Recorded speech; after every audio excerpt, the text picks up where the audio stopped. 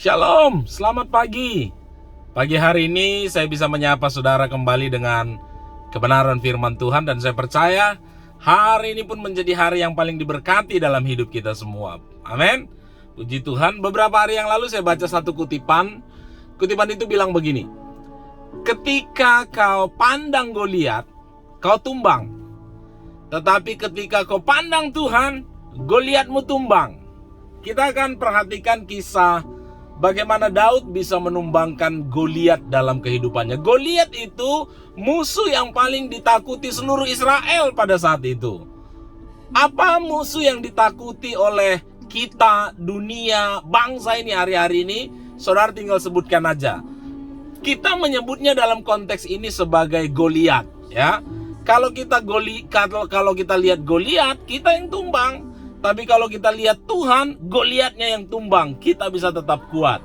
Saudara, pada saat bangsa Israel ketakutan lihat Goliat, Daud tampil dan dia bilang, aku bisa hajar dia.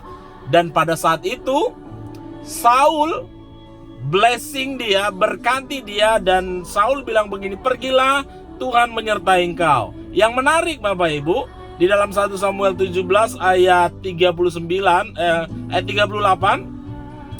lalu Saul mengenakan baju perangnya kepada Daud, ditaruhnya ketopong tembaga di kepalanya dan dikenakannya baju jirah kepadanya.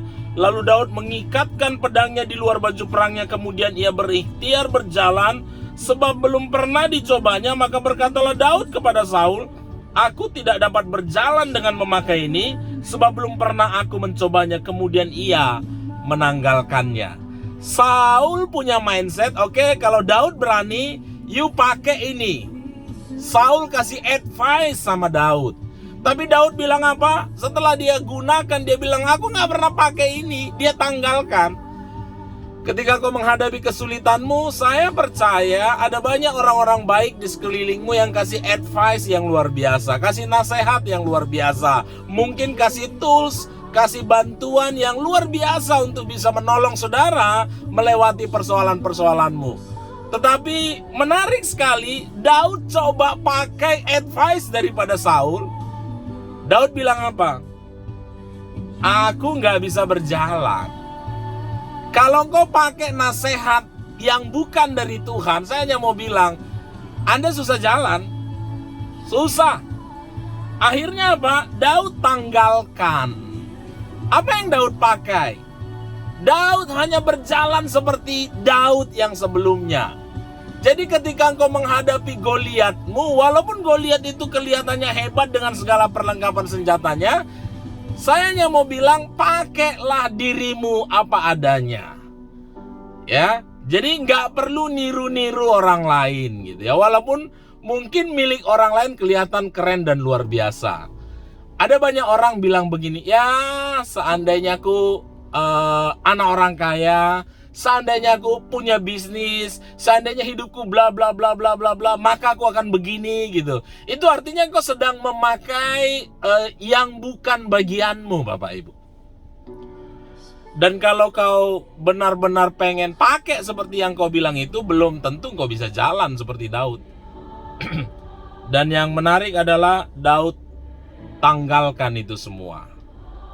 Dan dia tampil sebagaimana Daud sebelumnya. Apa yang dilakukan Daud?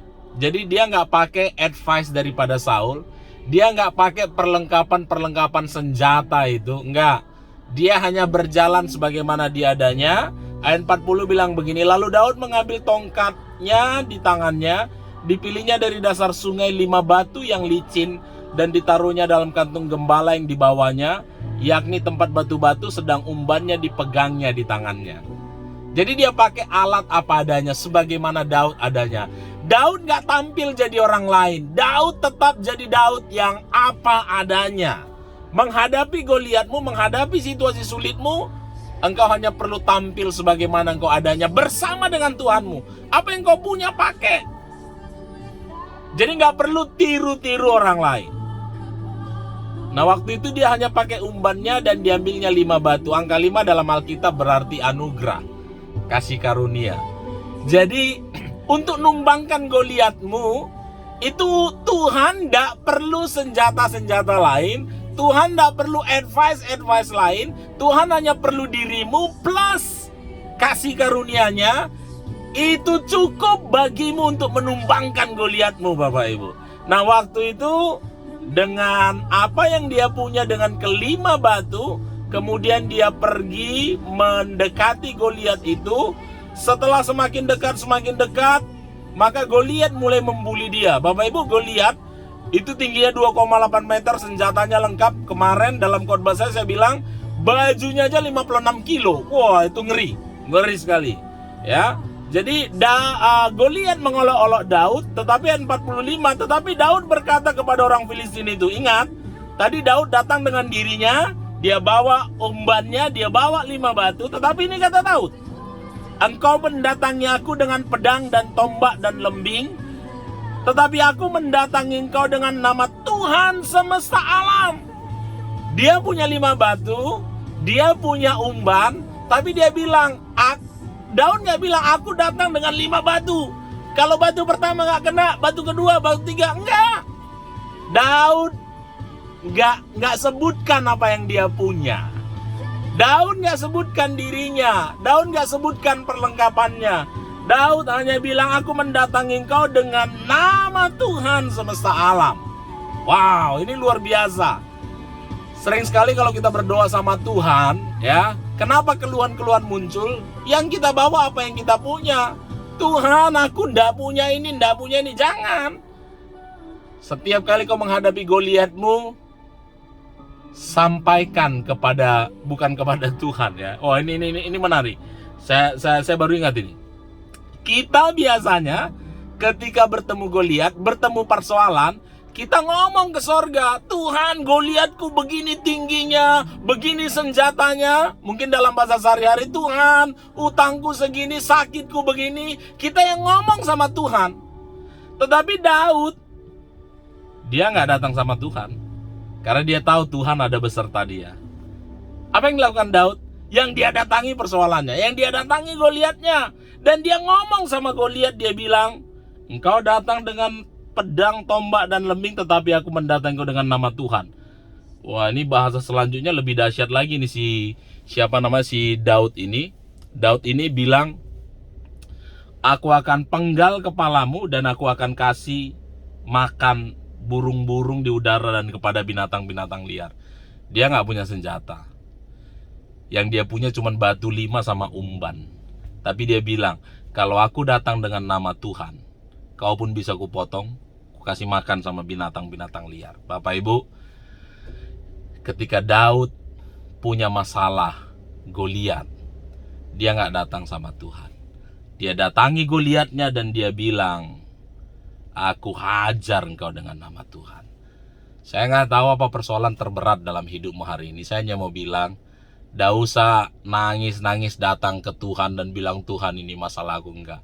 Datangi persoalanmu dan bilang, demi nama Tuhan kutumbangkan engkau. Kalau persoalanmu sakit penyakit, mungkin sakit di pinggangmu, atau mungkin sakit di bahumu, atau entah di mana sakitmu hari ini. Jangan datang sama Tuhan dan bilang, Tuhan, pinggangku sakit banget. Enggak. Hari ini pegang pinggangmu dan bilang, pinggang, aku mendatangi engkau dengan nama Tuhan. Hari ini aku katakan kau sembuh demi nama Yesus. Kalau persoalanmu adalah keuangan, mungkin di dompetmu nggak ada lagi uang, ambil dompetmu. Jadi nggak perlu kau teriak ke surga dan bilang, Tuhan, dompetku kosong. Nggak. Tapi hari ini kau bilang kepada dompetmu, demi nama Tuhan engkau penuh hari ini. Maka perkataanmu itu akan mengubah gaya hidupmu. Maka saya percaya hikmat Tuhan turun atasmu, dan itu akan mendirect saudara, mengarahkan saudara untuk mengerjakan hal-hal yang Tuhan mau kau kerjakan sampai hidupmu berhasil. Jadi bagaimana cara menumbangkan Goliatmu? Yang pertama tadi, tampillah sebagaimana dirimu apa adanya. Tuhan hanya butuh dirimu dan kasih karunia-Nya, itu cukup menumbangkan Goliatmu. Dan yang kedua, ya, nggak usah mewek, nggak usah nangis, nggak usah teriak-teriak ke sorga, ke Tuhan lewat doamu, enggak.